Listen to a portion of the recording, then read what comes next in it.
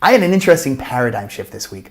I get asked all the time, how do you justify living in a place that the international community considers to be illegal? My answer is always the same. It's not illegal. I am a Jew and I live in Judea. I reject the premise that I live in a West Bank settlement. Rather, I live in a Judean village. The finer points of international law may be argued and debated ad nauseum.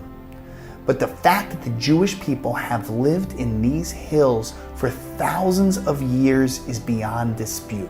This fact, by the way, does not diminish anyone else's civil or human rights. My Judean village is surrounded by Arab villages.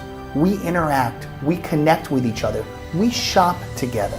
We are told that the only way to bring about a peaceful solution is to adhere to international law that would violate my civil and human rights. I reject the either-or paradigm that says the only way to bestow human rights on Arabs is to violate the rights of Judeans.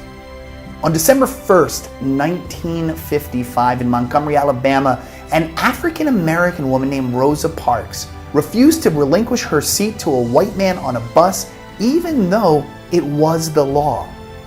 The fallout from this incident led a young preacher named Martin Luther King to launch a bus boycott in Montgomery that lasted for a year and that many credit as the beginning of the American civil rights movement. In the following years, Martin Luther King would go on to lead a movement against unjust laws, even though it led to his arrest over 30 times.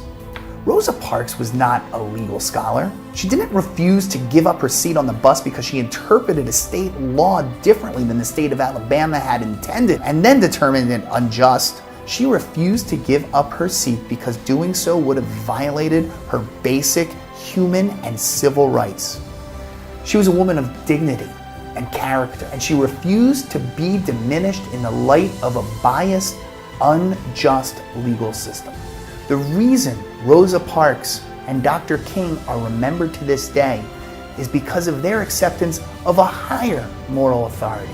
You'd be hard-pressed to find someone today that didn't agree that Rosa Parks' violation of Alabama state law in 1955 was anything other than a just expression of her basic civil rights. This Judean feels the same way. We owe it to ourselves. We owe it to the people that went before us. We owe it to people who fight for civil rights around the world today. We owe it to Dr. Martin Luther King.